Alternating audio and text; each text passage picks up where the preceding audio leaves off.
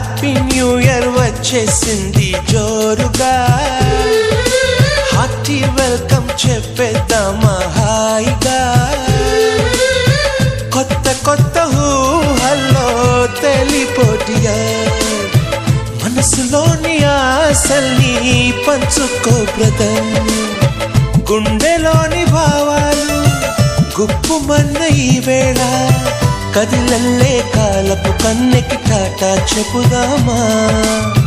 జనవరితో అడుగులు వేస్తూ ముందుకి పోదామా.